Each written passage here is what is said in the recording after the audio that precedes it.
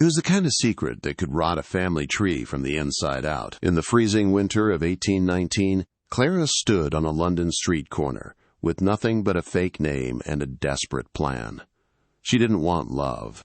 She didn't want diamonds. She needed a shield.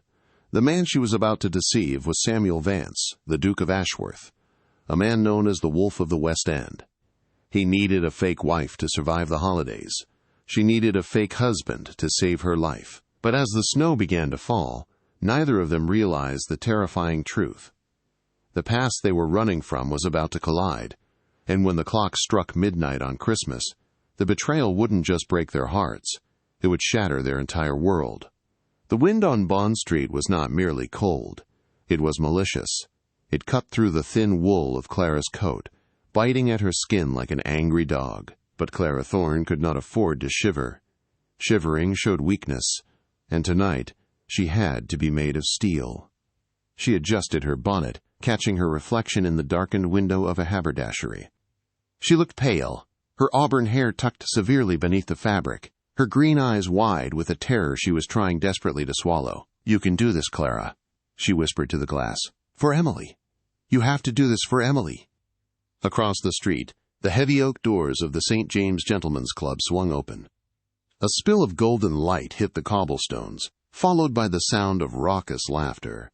A group of men spilled out, wrapped in expensive greatcoats, the smoke of their cigars mingling with the frosty air. But Clara only had eyes for one of them. He was taller than the rest, broad-shouldered and imposing. He didn't laugh. While his companions, Lord Andrew and the young Viscount Peters, were joking about a dancer at the opera, Samuel Vance, the Duke of Ashworth, looked bored.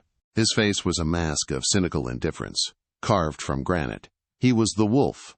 That was what the society papers called him. Ruthless in business, cold in love, and utterly untouchable. Clara took a breath that burned her lungs and stepped off the curb. She was walking into the lion's den, armed with nothing but a lie.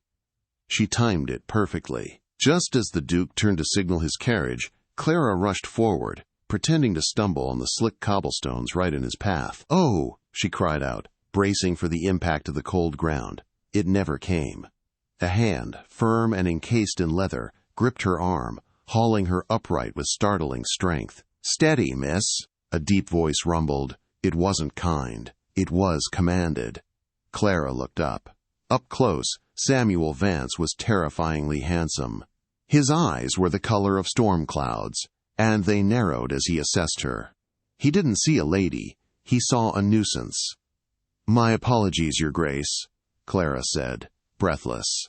She knew who he was. Everyone did. But she had to play the innocent. I lost my footing." Samuel released her abruptly. "Clearly. Step aside. The horses are restless." He turned to leave, dismissing her instantly. Panic flared in Clara's chest. This was it. Her only chance. She couldn't let him get in that carriage. "Wait," she blurted out. He stopped, one foot on the carriage step, and looked back over his shoulder. The look of irritation on his face would have withered a lesser woman. "I do not have spare coins, madam, and I am late." "I don't want your money," Clara said, her voice shaking but gaining strength. "I want to save you." That made him pause. He stepped back down, his curiosity piqued by the sheer audacity. "Save me? From what? A chill?" "From Lady Genevieve regarding the incident at the Boxing Day hunt," Clara said quickly. The silence that followed was heavy. The Duke's friends, who had been snickering, went silent. Samuel's face hardened. Lady Genevieve was the bane of his existence. A relentless debutante whose mother was spreading rumors that Samuel had compromised her, trying to force a marriage proposal. "Who are you?" Samuel asked, his voice low and dangerous. He stepped closer, towering over her. "And how do you know that name?" "I know that her mother, the Countess, is waiting at your townhouse right now," Clara lied. Well, it was a half-lie. She knew the Countess was in town, and on the warpath, thanks to the gossip she heard while working as a seamstress in the back rooms of Mayfair. "She intends to trap you before you leave for your country estate, unless you are already spoken for." Clara looked him dead in the eye. "Take me with you. Tell them I am your fiancé. I will play the part perfectly. I will be the shield you need to get through Christmas without a noose around your neck." Samuel laughed, a harsh, barking sound. "You, a little mouse in a threadbare coat? You think you can pass as the future Duchess of Ashworth?" "I am an actress," Clara lied again.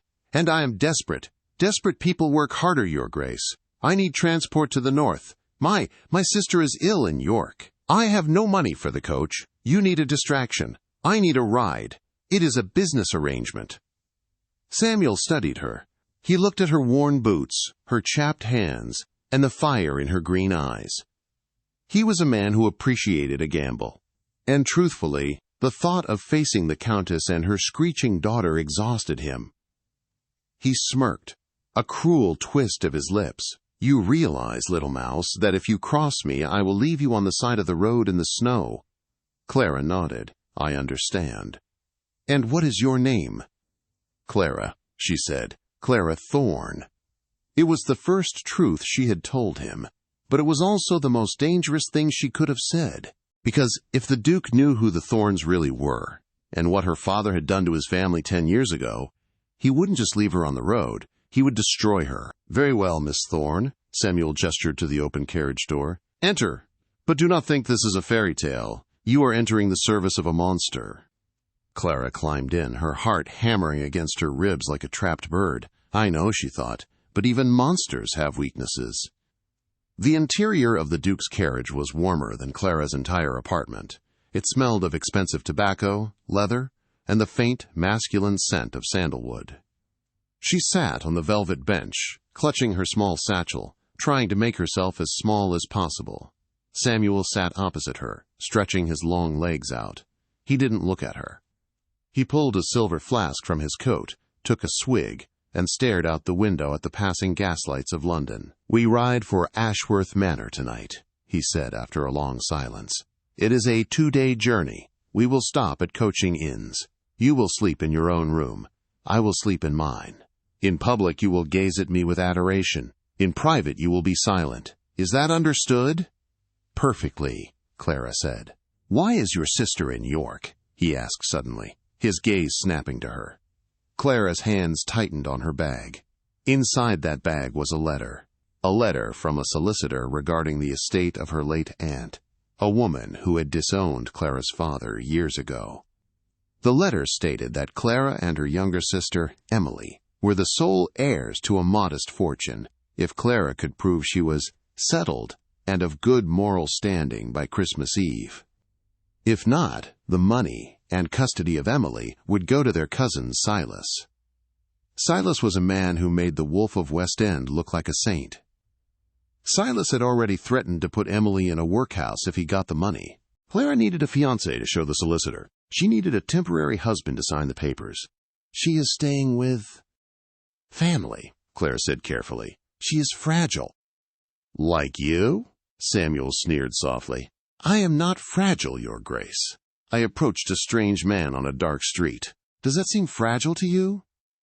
Samuel looked at her, really looked at her, for the second time. The gaslight flickered across her face, illuminating the sharp cheekbones and the defiance in her jaw. She was beautiful, in a haunted, starving sort of way. "No," he admitted quietly. "It seems foolish, but perhaps not fragile." The carriage rattled over a pothole, and Clara swayed. She hadn't eaten since yesterday morning to save the food for Emily. A wave of dizziness hit her, and she put a hand to her forehead.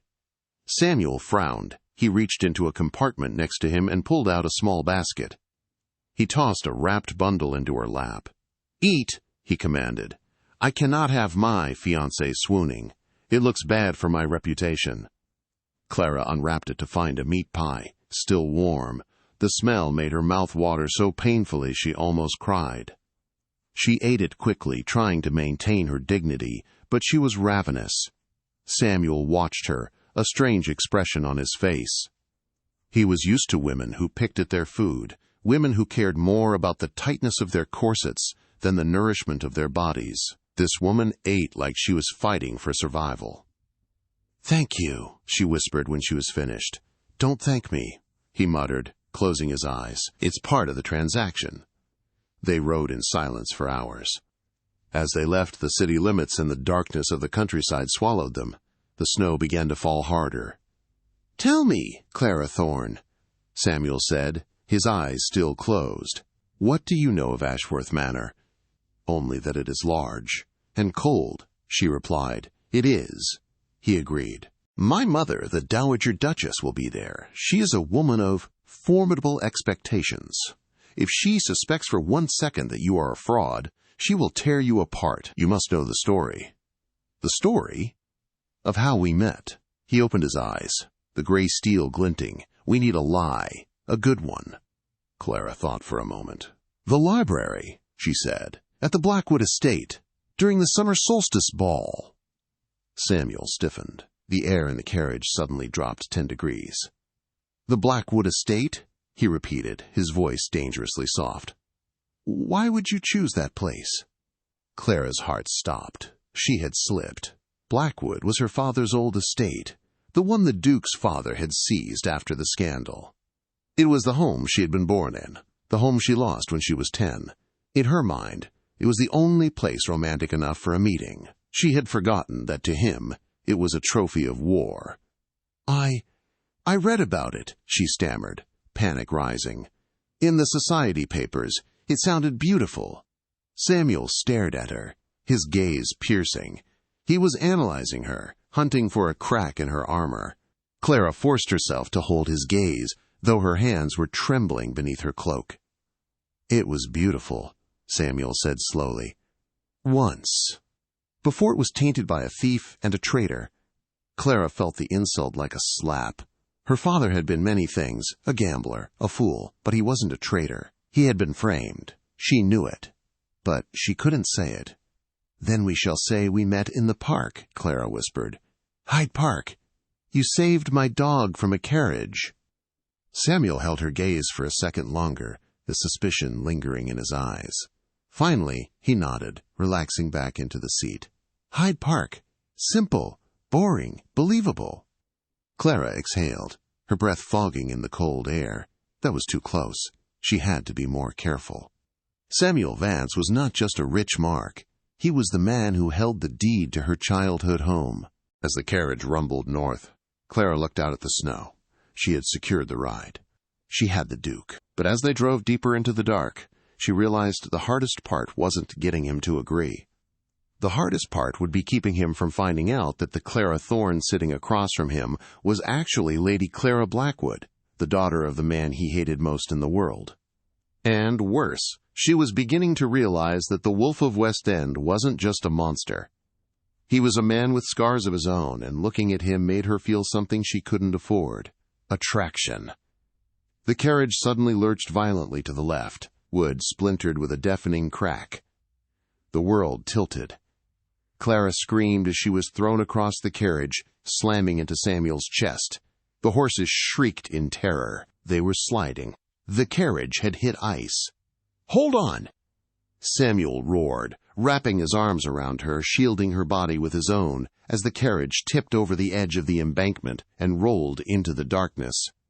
The world was upside down. The first thing Clara registered was silence, broken only by the wind whistling through a shattered window and the pained whinny of a horse somewhere outside. Then came the weight. Samuel was on top of her. He had thrown himself across her just as they hit the embankment, taking the brunt of the impact against the carriage wall. His heavy wool coat pressed against her face, smelling of snow and leather. "Clara?" His voice was rough, strained. I am here," she gasped, trying to move. He groaned as he shifted his weight off her. "Are you injured? Broken bones?" She wiggled her toes, her fingers. She was bruised, and her head throbbed where it hit the cushions. But she was whole. "I don't think so. You saved me."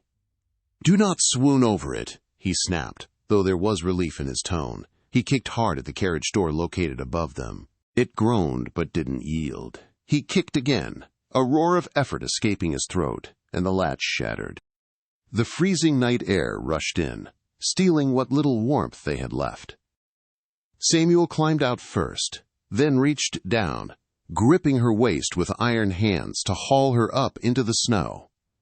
The snow was nearly up to her knees. The carriage was a wreck on its side in a ditch. The driver, an older man named Jenkins, was slumped against a tree, clutching his leg, his face gray with pain. "Jenkins," Samuel commanded, kneeling in the snow. "Report." "Legs gone, Your Grace," the man grit out. "Horse bolted. The leader is dead." Samuel cursed under his breath. He stood up, scanning the horizon. The blizzard was intensifying. They couldn't see 5 feet in front of them. "We will freeze if we stay here," Samuel said. He pointed into the swirling white. "There, a silhouette, a shepherd's hut, or a gamekeeper's lodge. Can you walk, Jenkins?" The driver shook his head weakly. "Go, Your Grace. Save yourself and the lady."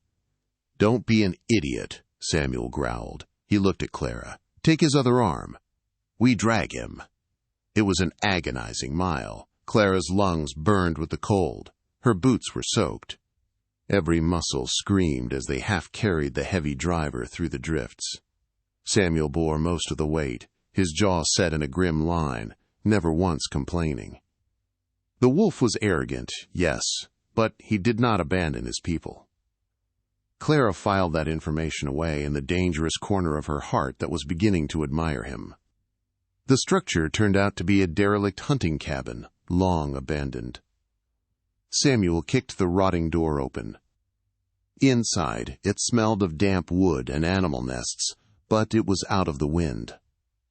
They deposited Jenkins near the cold hearth. Samuel immediately set to work, tearing apart an old wooden chair with his bare hands to build a fire. Clara watched him, amazed by his raw strength. He was a creature of high society, yet here, stripped of his luxury, he was competent, almost primal. He got a small blaze going. It wasn't much, but the flicker of light was a psychological lifeline. Samuel moved back to Jenkins, using his expensive silk cravat to splint the man's leg. He found a dusty bottle of spirits in a cupboard and forced Jenkins to drink some for the pain, before moving him as close to the fire as possible. Only then did he turn to Clara. She was shivering violently, sitting on a dusty crate, her arms wrapped around herself. The adrenaline was fading, leaving room for hypothermia to set in. Samuel frowned. He walked over to her, pulling off his heavy greatcoat. "Put this on." "But you—" "Put it on." She obeyed, drowning in the heavy wool that still held his body heat. It smelled intoxicatingly of him. He sat on the floor opposite her, closer to the meager fire. He was in just his waistcoat and shirt now, the fine linen wet against his skin. He looked exhausted. The facade of the untouchable Duke was cracked. He was just a man, cold and tired. "We won't make it till morning like this," he said quietly, staring at the flames. "The fire is too small. The wind is coming through the walls."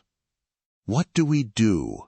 Clara's teeth chattered so hard she could barely articulate. Samuel looked up at her. His gray eyes were dark in the firelight. "We have to share body heat. It is a matter of survival, Clara, nothing more." Clara nodded, too frozen to argue propriety. He moved over to her crate. "On the floor, we lie together. Keep the coat over both of us." They lay down on the dusty planks. Samuel pulled her back against his chest, wrapping the giant coat around them like a cocoon. It was terrifyingly intimate. She could feel the hard planes of his chest against her back, the slow, steady beat of his heart. His arms were around her waist, holding her tight against him. He was enormous, a furnace of heat that slowly began to seep into her frozen bones. "Your sister," Samuel murmured after a long time. His voice rumbled through his chest against her ear. "Why is she really in York?" Clara was drowsy with warmth and exhaustion. Her defenses were down. "She isn't in York. She's in a boarding house in Cheapside, waiting for me." He stiffened slightly. "You lied." "I told you, I am desperately in need of a shield. If I don't secure my inheritance by Christmas Eve, my cousin will take her. He is a cruel man. He will put her in a workhouse." A tear leaked out and slid down her nose. "She's only 12. She's all I have left." The truth hung in the smoky air. Samuel didn't speak for a long time. His grip on her tightened just fractionally. "The world is full of cruel men, Clara," he whispered, his voice laced with a bitterness that surprised her.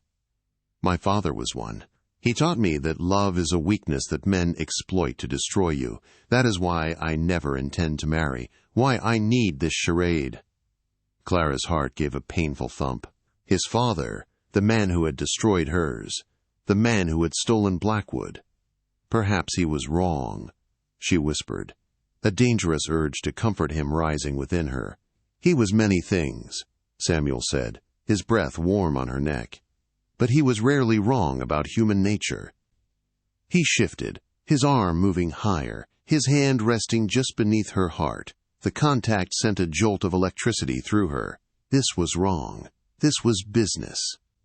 He was the enemy. But lying there in the dark, listening to the storm howl outside, pressed against the only man who had made her feel safe in 10 years, Clara closed her eyes and let herself pretend, just for a moment, that she belonged in his arms. And Samuel, the wolf who needed no one, found himself inhaling the scent of her hair, rainwater and cheap lavender soap, and realizing that, for the first time in his adult life, he wasn't entirely alone in the dark. Morning broke crisp, blindingly white, and silent. They were awoken by the sound of shouting and barking dogs. A search party from a nearby village had found the wreck and followed their tracks. The moment the rescuers burst into the cabin, Samuel and Clara sprang apart. The intimacy of the night evaporated instantly, replaced by the rigid armor of their stations. Samuel was once again the imperious Duke, barking orders at the men to tend to Jenkins. Clara was once again the silent, obedient appendage. But something had shifted. When Samuel helped her onto the back of a rescue horse, his hands lingered on her waist for a fraction of a second too long. And when she looked at him, she didn't just see a target. She saw the man who had given her his coat. They were transported to a nearby inn, where they were given fresh clothes and a hot meal. Samuel secured a new carriage within an hour. He was ruthless in his efficiency. By late afternoon, they were driving through the massive iron gates of Ashworth Manor. If Clara thought the London townhouse was grand, Ashworth Manor was terrifying. It was a colossal beast of grey stone, complete with turrets and gargoyles, sprawling across the snow-covered landscape. It looked less like a home and more like a fortress built to keep warmth and happiness out. "Remember," Samuel said as the carriage rolled up the long driveway. He didn't look at her. He was staring at the front doors with a look of profound distaste. "Hyde Park, the dog, you adore me. You are overwhelmed by my generosity." "I remember," Clara said, her stomach churning. "My mother will be waiting in the drawing room. She will not raise her voice. She does not need to. Her disapproval can lower the temperature in a room by 20 degrees. Do not let her rattle you. If you falter, she will move in for the kill." "Samuel," Clara said, using his name without the title for the first time. He turned to look at her. "Thank you for last night." His eyes softened, just for a fleeting moment, before the iron mask slammed back into place. "You are my investment, Miss Thorne. I protect my investments. Now let us begin the show." He took her hand as they exited the carriage, tucking it firmly into the crook of his arm. He led her up the massive stone steps, through the cavernous entry hall filled with portraits of unsmiling ancestors, and double doors were thrown open by a footman. The drawing room was vast, gilded and aggressively overheated. Sitting by the fireplace on a high-backed velvet chair was Her Grace, Margaret Vance, the Dowager Duchess of Ashworth. She was a small woman, but she occupied the space like a monarch. She wore black silk, severe and expensive. Her hair was silver, pulled back so tightly it looked painful. Her eyes, identical in color to Samuel's storm gray, were sharper than cut glass. "Mother," Samuel said, strolling in as if he hadn't just survived a near-death experience. He bowed elegantly over her hand. "I trust you are well." "I was," the Dowager said, her voice like dry leaves crushing underfoot, "until I received word that your carriage had careened off a cliff because you were driving like a madman in a blizzard. And then, the second note, informing me that you were not alone." Her gaze snapped to Clara. It was a physical impact. Clara felt herself being dissected. Her cheap dress, borrowed from the innkeeper's wife, her posture, her very soul. "Mother, may I present Miss Clara Thorne?" Samuel said smoothly, pulling Clara slightly forward. "My betrothed." The silence that stretched was agony. The dowager did not offer her hand. She did not smile. She simply stared. "Betrothed!" the dowager repeated, tasting the word like spoiled milk. "How sudden." "I was under the impression you were entertaining the idea of Lady Genevieve." "Genevieve is a shrieking bore, Mother. You know this." "She is a countess's daughter with 20,000 a year and impeccable bloodlines." The dowager countered sharply. She turned her gaze full bore on Clara. "And who are your people, Miss Thorne?" This was it, the first test. "My father was a scholar, Your Grace," Clara said, her voice steady despite the trembling in her knees. This was the backstory she and Samuel had concocted in the carriage before the crash. "From Oxfordshire. He passed away 2 years ago. I have been living with an aunt in London since." "A scholar? How quaint." The dowager looked at Samuel. "You found her in a library, I assume." "Hyde Park, actually." Samuel lied effortlessly, squeezing Clara's arm fondly.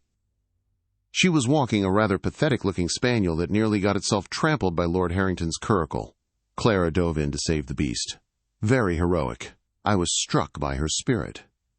He looked down at Clara, his eyes crinkling with fake adoration. It was a marvelous performance. Clara almost believed him herself. "She was soaked and distressed," Samuel continued. "I offered my carriage to take her home. One thing led to another. We realized we shared a mutual disdain for poets and a love for Italian opera. I couldn't let her go."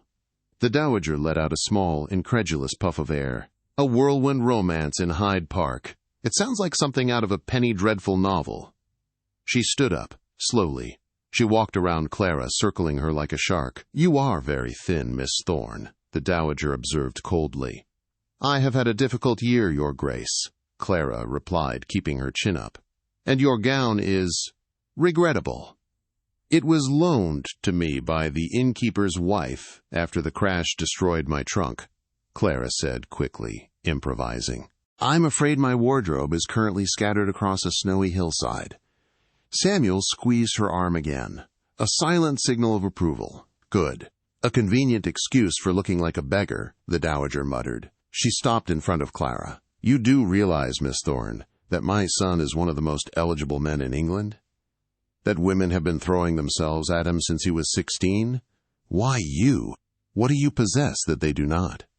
Clara met the older woman's eyes. She thought of Emily, waiting in that cold room in Cheapside. She thought of the solicitor's letter. She thought of Samuel, freezing on the floor of that cabin so she could have his coat. "I see him, Your Grace," Clara said softly, speaking the truth again. "The others see a title. They see the Ashworth fortune. They see the wolf." She looked at Samuel, and for a moment the acting dropped. "I just see Samuel." Samuel stared back at her, and his breath hitched imperceptibly.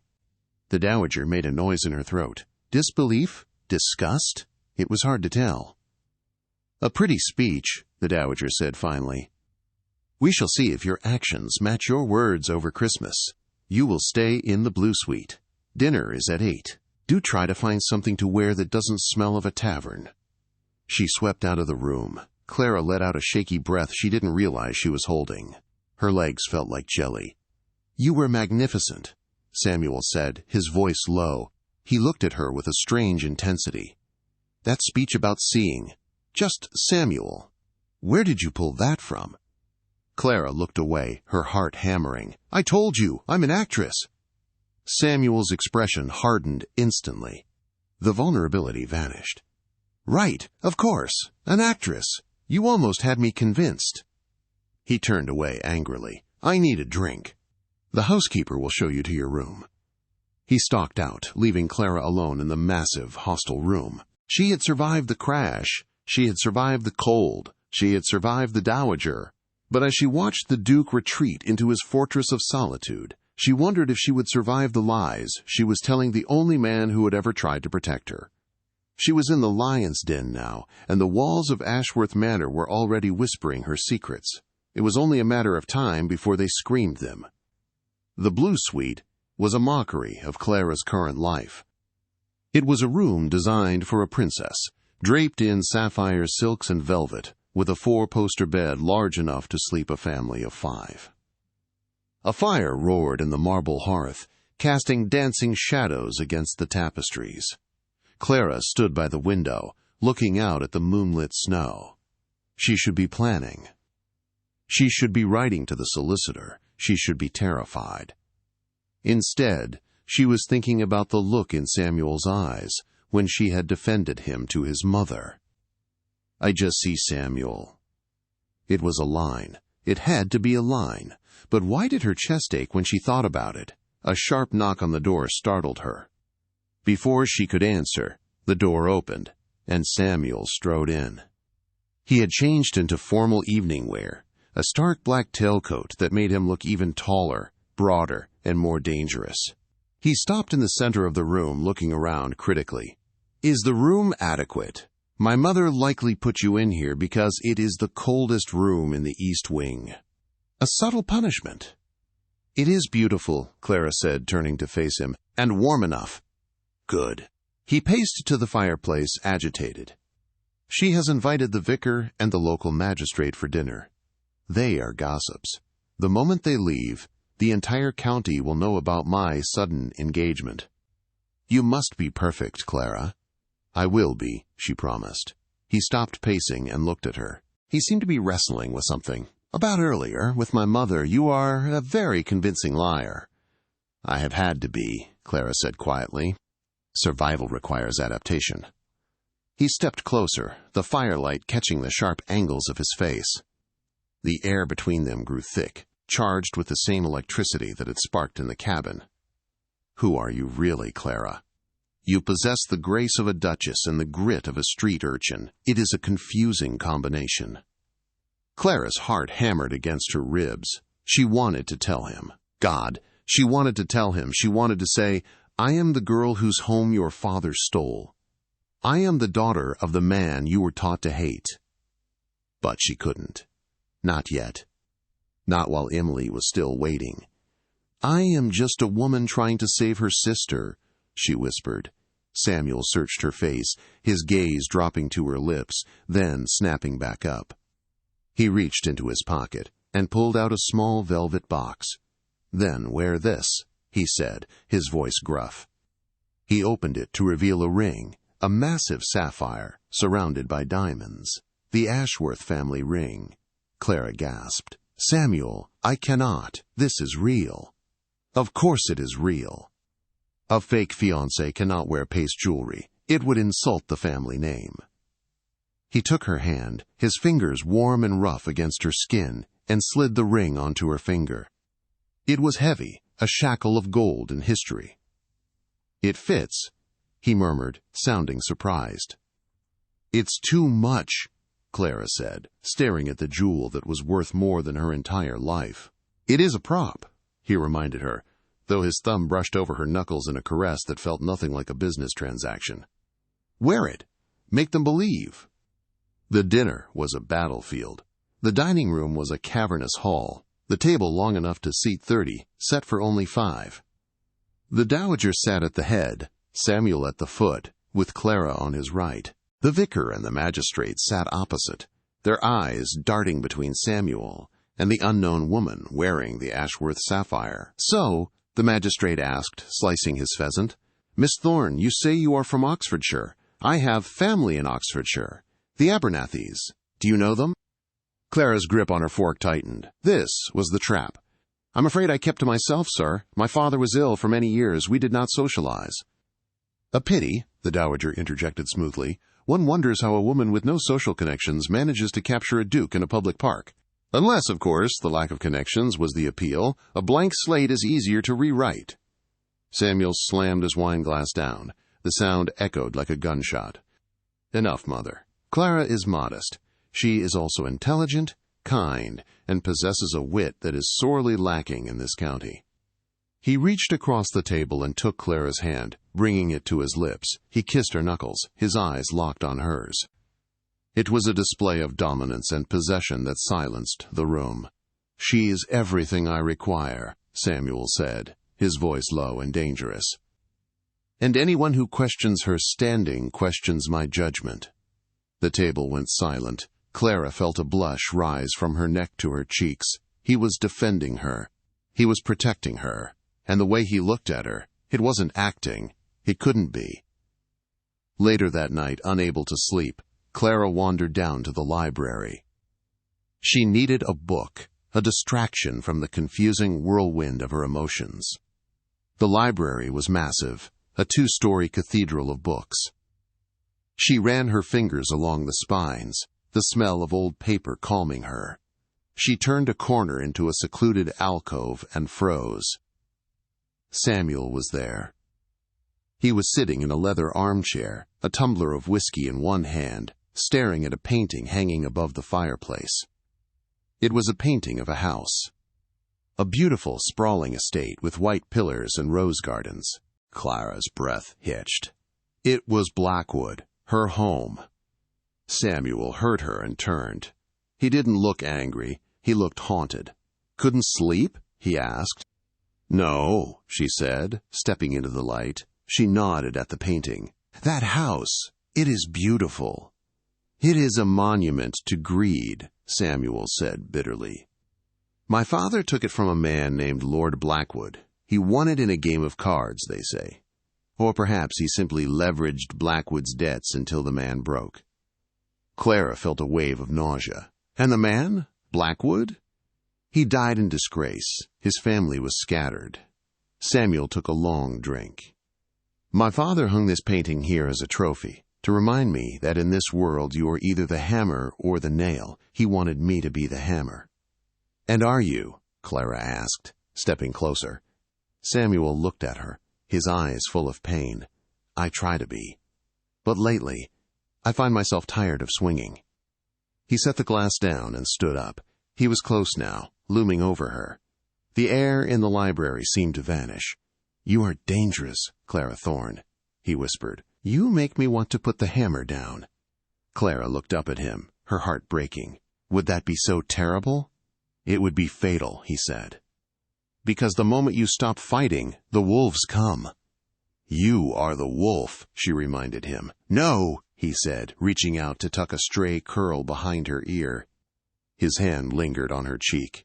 "I am just a man wearing a wolf's skin, and you are the only one who seems to see the zipper." He leaned in. Clara closed her eyes, her lips parting. She wanted him to kiss her. She wanted to forget the lie, forget the plan, forget everything but the heat of his body. His lips brushed hers, a feather-light touch that sent a shockwave through her entire system. It was tentative, questioning. Then, the library doors groaned open. "Your Grace?" a footman's voice called out. Samuel pulled back instantly, the mask slamming back into place. He looked at the footman, annoyed. "What is it?" "A message from the gatehouse, Your Grace. A carriage has arrived."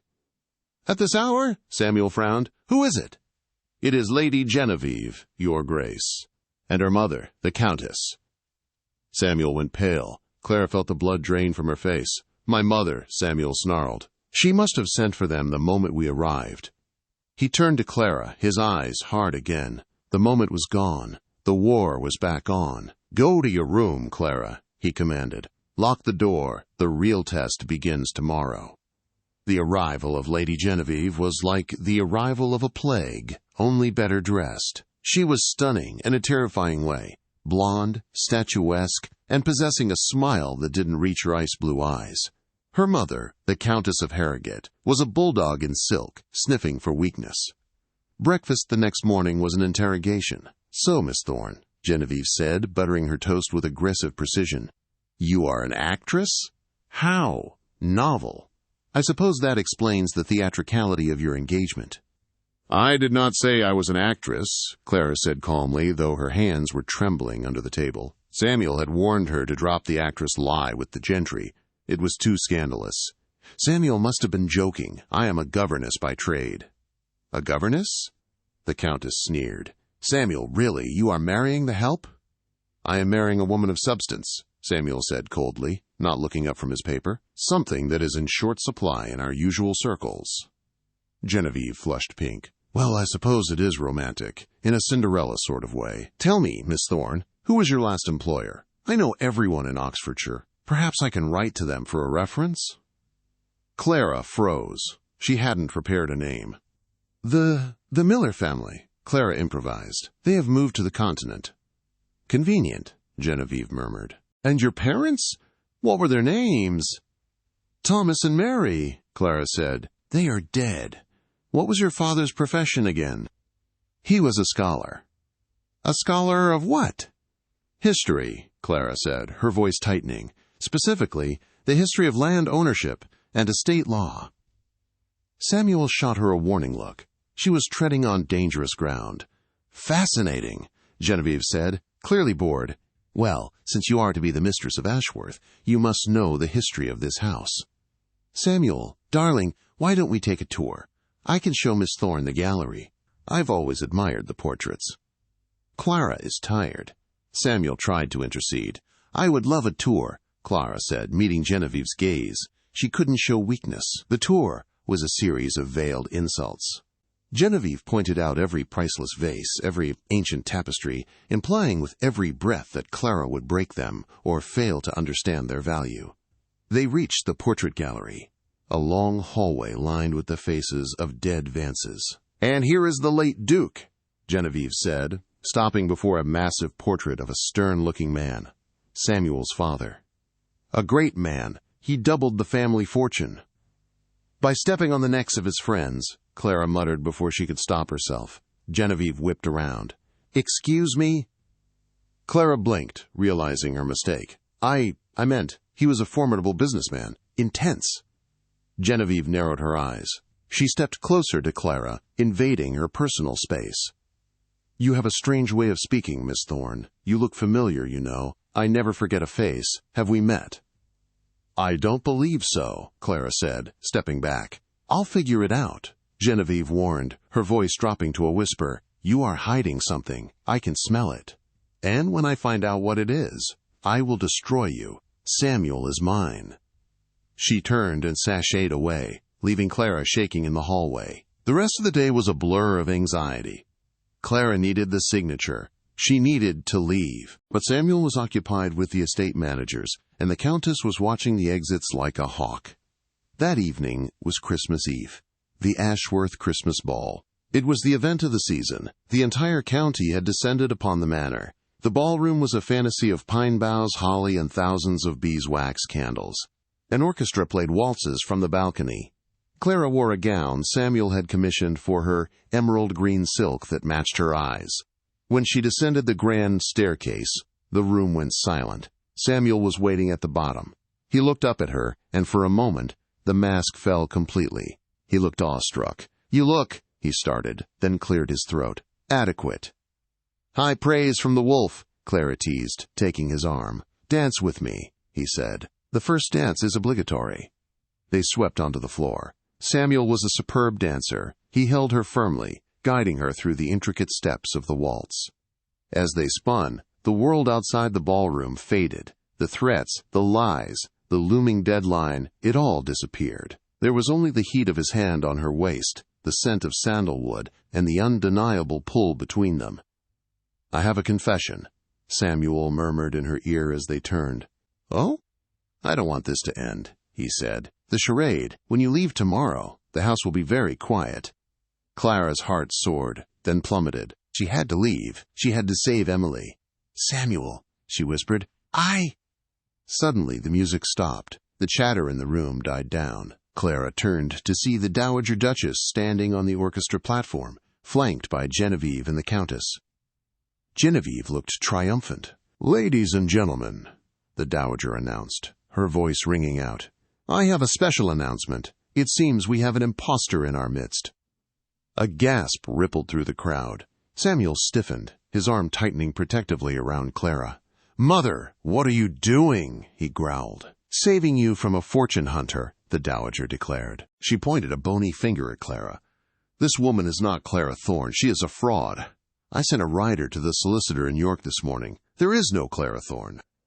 "That proves nothing," Samuel shouted, stepping in front of Clara. "She is using a pseudonym to protect her privacy." "Is she?" Genevieve stepped forward, holding a small, tattered book. Clara gasped. It was her journal. She had left it in the blue suite. "We found this in her room," Genevieve announced, her eyes gleaming with malice. She opened it and read aloud. "December 20th. I have secured the Duke. He suspects nothing. Once I have the signature, I will take the money and vanish. He is a means to an end, the son of the man who ruined us." Genevieve looked up, smirking. "And it is signed, Clara Blackwood." The name hit the room like a bomb. Samuel went utterly still. He slowly turned to look at Clara. His face was pale, his eyes wide with a mixture of shock and betrayal. "Blackwood?" he whispered. "You are Andrew Blackwood's daughter?" Clara's tears spilled over. "Samuel, please, let me explain." "You lied," he said, his voice cracking. "Everything, the meeting, the crash, the library, it was all a lie. You didn't want a distraction. You wanted revenge." "No," Clara grabbed his arm. "I wanted to save my sister. My cousin is going to take her.